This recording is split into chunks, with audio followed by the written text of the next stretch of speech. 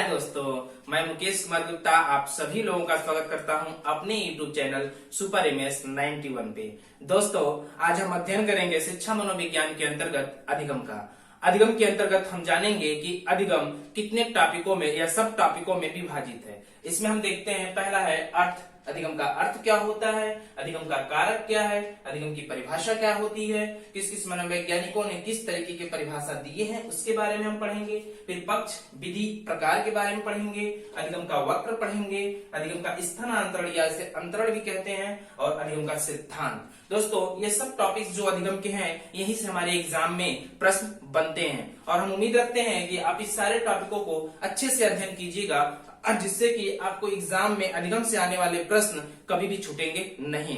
दोस्तों, यदि आपको यह लेक्चर देखने के बाद, यह वीडियो देखने के बाद यदि आपको अच्छा लगेगा तो आप इसे लाइक जरूर कीजिएगा और सब्सक्राइब भी कीजिएगा, और अच्छा लगेगा तो शेयर भी कर दीजिएगा, जिससे कि और जो बच्चे हैं उनको भी इससे लाभान्वित हो सके।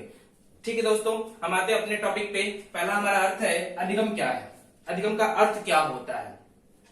अधिगम का जो अर्थ है इसको हम समझ लेते हैं। अधिगम का जो अर्थ है यह दो रूपों में है। अधिगम को हम दो रूपों में अर्थ में मानते हैं, जिसमें पहला जो है हमारा, समझते हैं, पहला जो है हमारा सीखना। सीखना, अधिगम का अर्थ होता है सीखना। दूसरा जो है व्यवहार। व्यवहार, दूसरा क्या है, व्यवहार। तो हमें समझ में आया कि अधिगम का जो अर्थ होता है दो रूपों में होता है, एक है सीखना, दूसरा है व्यवहार। इन दोनों में थोड़ा सा अंतर होता है दोस्तों। वो अंतर क्या है? अंतर यह है कि जो सीखना होता है इसके अर्थ के रूप में यह संकीर्ण होता है दोस्तों। क्या होता है? संकीर्ण होता है। संकीर्ण मतलब ये कह सकते हैं एक संक्षेप में हो सकता है। अगर हम किसी को अधिगम का अर्थ सीखना बताएंगे तो उसका मतलब होता है संक्षेप में हम उसके बारे में बता रहे हैं, जो ज्यादातर लोगों को सार्थक नहीं लगता है। अगर आप एग्जाम में भी आपको पूछेगा तो वो व्यवहार से संबंधित पूछेगा, न कि सीखने से। ठीक है, तो यहाँ व्यवहार का मतलब क्या हो गया? व्यवहार एक आपका व्यापक शब्द है। यह जो व्यापक शब्द है ये किसके संबंध में है? व्यवहार के संबंध में। आप ध्यान रखिएगा, व्यापक शब्द जो है व्यवहार के लिए है, क्योंकि व्यवहार एक बड़े पैमाने पे कार्य करता है अधिगम के अंतर्गत, या कह सकते हैं शिक्षा मनोविज्ञान के अंतर्गत। दोस्तों, इन दोनों के अर्थ के बारे में हम समझ लिए। इन्हीं दोनों के माध्यम से एक कारक है, जो कारक इस अधिगम को प्रभावित करता है। अधिगम को प्रभावित करने वाले जो कारक हैं, उन्हीं कारकों के द्वारा यह व्यवहार कार्य करता है। उन्हीं कारकों के प्रभावित करने के कारण यही व्यवहार क्या करता है? कार्य करता है। जैसे कुछ कारकों के बारे में हम जान लेते हैं। देखिए, सबसे महत्वपूर्ण जो कारक है इसके लिए तीन महत्वपूर्ण कारक हैं। कितने हैं? तीन कारक में हम पढ़ेंगे। कारक, तीन महत्वपूर्ण कारक। पहला जो है इसमें वह है अभ्यास। पहला क्या है? अभ्यास। दूसरा क्या है इसमें? प्रशिक्षण। प्रशिक्षण, ठीक है। तीसरा जो कारक है वह है अभ्यास, प्रशिक्षण, और तीसरा जो है वह है अनुभव।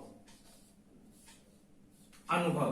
दोस्तों, हमें समझ में क्या आया कि अधिगम को यदि हमें व्यवहार के रूप में लाना है तो उस व्यवहार को लाने के लिए तीन मुख्य कारक हैं। वो तीन मुख्य कारक क्या है? अभ्यास, प्रशिक्षण, अनुभव। अब हम इसे समझते हैं किस तरीके से यह व्यवहार में प्रयोग होता है। दोस्तों, यह तीनों स्थायी कारक हैं।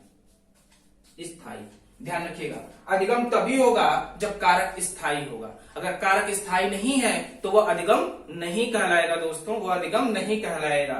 ध्यान से समझिएगा, कारक में यह मुख्य कारक है जिसे हम बोलेंगे स्थायी कारक। कुछ और कारक भी होते हैं। कारक दोस्तों बहुत से होते हैं, जैसे एग्जांपल देख लीजिए अन्य कारक में। यहां पे अन्य कारक, अन्य कारक में हम बता सकते हैं जैसे कि बीमारी। बीमारी जैसे हम कह सकते हैं थकान। थकान, ठीक है। जैसे हम कह सकते हैं मादक, मादक पदार्थ जो होते हैं लोग सेवन करते हैं। तो हमें क्या समझ में आया कि अन्य कारक में परिपक्वता भी हो सकता है, अन्य कारक में बीमारी, थकान, मादक, लेकिन यह अधिगम के मुख्य कारक नहीं होते। कारण क्या है? देखिए, इसको पहले समझ लेते हैं, फिर हम इसके बारे में अध्ययन करेंगे। बीमारी क्या है? बीमारी का तात्पर्य यह है कि बालक कुछ पल के लिए बीमार होता है, फिर उसी अवस्था में आ जाता है, जिसके कारण उसका स्थायी अधिगम नहीं होता है। जैसे कि थकान है, बालक अभी दौड़ रहा है, दौड़ने के बाद उसको थकान महसूस हो रहा है, तो कुछ समय के लिए वह थोड़ा सा शिथिल हो जाएगा, लेकिन फिर उसी अवस्था में आ जाएगा। तो यह जो कारक होता है यह एक स्थायी कारक नहीं होता है, जिसके कारण से इसे हम अधिगम में शामिल नहीं करते हैं। अधिगम होता है इससे, लेकिन यह स्थायी कारक नहीं है, इसलिए हम अधिगम इसको नहीं मानते हैं।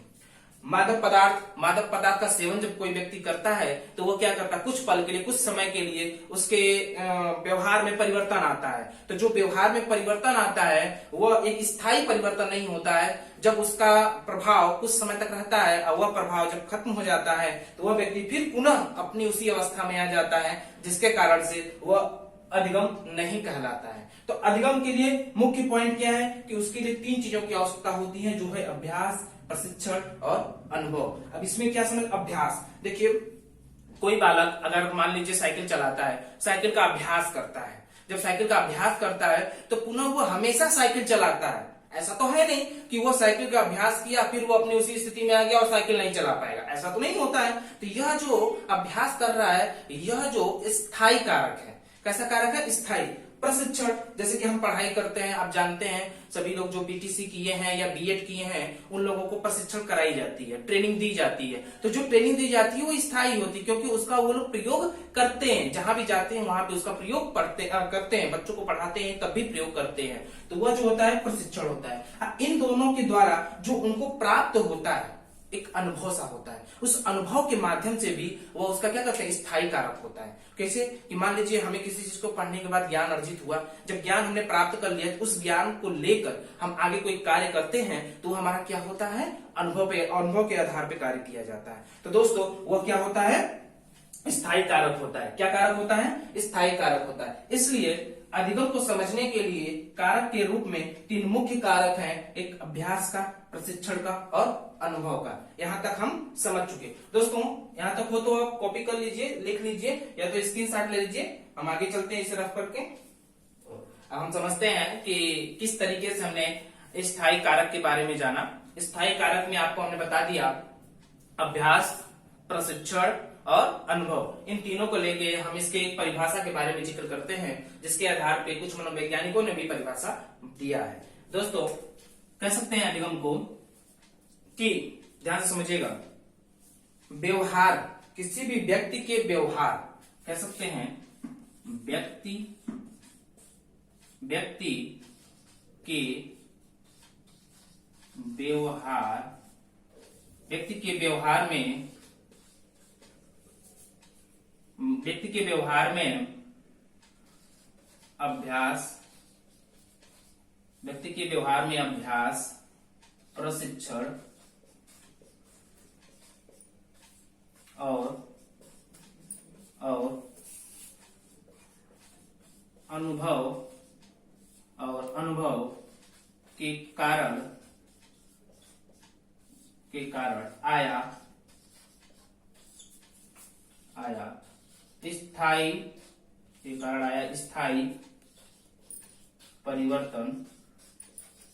के कारण स्थायी परिवर्तन अधिगम कहलाता है।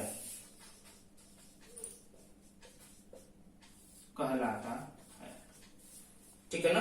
अब हम ये समझ गए, ये आप समझने के बाद अपने अनुसार आप ये परिभाषा बना सकते हैं कि व्यक्ति के व्यवहार में अभ्यास, प्रशिक्षण और अनुभव के कारण आया स्थायी परिवर्तन अधिगम कहलाता है। ये अधिगम का सामान्य परिभाषा है दोस्तों। ठीक है। अब हम आते हैं कुछ मनोवैज्ञानिकों द्वारा दिया गया परिभाषा, जिसको हम देख लेते हैं दोस्तों। ठीक है। हाँ दोस्तों, कुछ हम मनोवैज्ञानिकों के परिभाषा के बारे में देख लेते हैं, जिसके अंतर्गत पहली परिभाषा दिया गया है, यह है आदत, अभिवृद्धि और ज्ञान का अर्जन करना अधिगम कहलाता है। मतलब क्या हुआ, आदत, अभिवृद्धि और ज्ञान, 3 शब्द है दोस्तों, आदत, अभिवृद्धि और ज्ञान। जब इसका हम अर्जन करते हैं तो यह क्या कहलाता है, यह कहलाता है अधिगम। ठीक है। जब भी हम इसको सीखते हैं, अर्जन करते हैं, वो क्या कहलाता है, अधिगम कहलाता है। इसको देने वाले मनोवैज्ञानिक कौन थे, क्रो एंड क्रो। बहुत ही महत्वपूर्ण है दोस्तों, इंपॉर्टेंट यह परिभाषा। ठीक है। दूसरा देखते हैं, व्यवहार के कारण व्यवहार में आया कोई भी परिवर्तन अधिगम कहलाता है। अगर व्यवहार हम कर रहे हैं और उस व्यवहार में हमारे व्यवहार के कारण ही अगर कोई भी परिवर्तन आ जाता है तो वो भी क्या कहलाता है, अधिगम कहलाता है। दोस्तों यह किस मनोवैज्ञानिक द्वारा दिया गया है, यह गिलफोर्ड। ठीक है, इन्होंने कहा था कि व्यवहार में व्यवहार के कारण ही व्यवहार ही उसका कारण बन जाए, उसको भी हम क्या कहते हैं, अधिगम कहते हैं। यह कहने वाला मनोवैज्ञानिक कौन था, गिलफोर्ड। अगला है दोस्तों, अधिगम विकास की एक प्रक्रिया है। मतलब प्रतिदिन अधिगम होता है दोस्तों, मतलब प्रतिदिन हम कुछ न कुछ सीखते रहते हैं, हमारे व्यवहार में कुछ न कुछ परिवर्तन होते रहते हैं। ठीक है, इसको समझ के या बताने वाला मनोवैज्ञानिक कौन था, विलियम वुडवर्थ। विलियम वुडवर्थ ने कहा था अधिगम विकास की एक सतत प्रक्रिया, एक प्रक्रिया है। ठीक है, प्रतिदिन चलने वाली। अधिगम व्यवहार में उत्तरोत्तर अनुकूलन की प्रक्रिया है। उत्तरोत्तर मतलब हमेशा आगे की तरफ बढ़ने वाली प्रक्रिया है। व्यवहार में जब भी कोई परिवर्तन होगा वो आगे की तरफ हमेशा बढ़ता रहेगा। ठीक है, इसको बताने वाले मनोवैज्ञानिक थे बीएफ स्किनर। दोस्तों ये ध्यान में रखना है, बीएफ स्किनर और William Woodworth. BF Skinner very very important है दोस्तों, ये ध्यान में रखिएगा जरूर। ठीक है, अगला आता है अधिगम नवीन स्थायी परिवर्तन के अंतर्गत सीखने की प्रक्रिया है। यह नवीन और स्थायी, आपको हमने बताया था अधिगम क्या है, कुछ मुख्य रूप से स्थायी कारकों के कारण ही अधिगम होता है। जिसे बताने वाले मनोवैज्ञानिक कौन थे, आइजेक ने कहा था कि अधिगम जो है नवीन स्थायी परिवर्तन के अंतर्गत सीखने की प्रक्रिया है। ठीक है, अगले जो अंतिम मनोवैज्ञानिक थे उन्होंने कहा था प्रशिक्षण और अनुभव। आपको हमने भी बताया था स्थायी कारक के रूप में प्रशिक्षण और अनुभव के बारे में, तो उन्होंने ही बताया था गिट्स ने, प्रशिक्षण और अनुभव के कारण व्यवहार में आया परिवर्तन क्या कहलाता है, अधिगम कहलाता है। मतलब इन दोनों के कारण अगर किसी भी बालक या व्यक्ति के अंतर्गत कोई भी व्यवहार में उसके परिवर्तन होता है तो वह अधिगम कहलाता है। यह कहने वाले मनोवैज्ञानिक कौन थे, गेट्स महोदय। दोस्तों वीडियो काफी लंबी हो जाएगी, इसी कारण से आज हम वीडियो इसी पे रोक देते हैं और कल अगले दिन हम जब पढ़ेंगे तो उसमें हम पक्ष, विधियां और प्रकार के बारे में अध्ययन करेंगे अधिगम से संबंधित। दोस्तों यदि आपको ये वीडियो अच्छी लग रही हो इसे लाइक जरूर कीजिएगा और सब्सक्राइब भी कर दीजिएगा जो अगर आप चैनल पे नए हैं तो। दोस्तों शेयर करिए, ज्यादा से ज्यादा शेयर करिए जिससे कि हम प्रोत्साहित हों और वीडियो को कंटिन्यू बनाते रहें दोस्तों। धन्यवाद दोस्तों।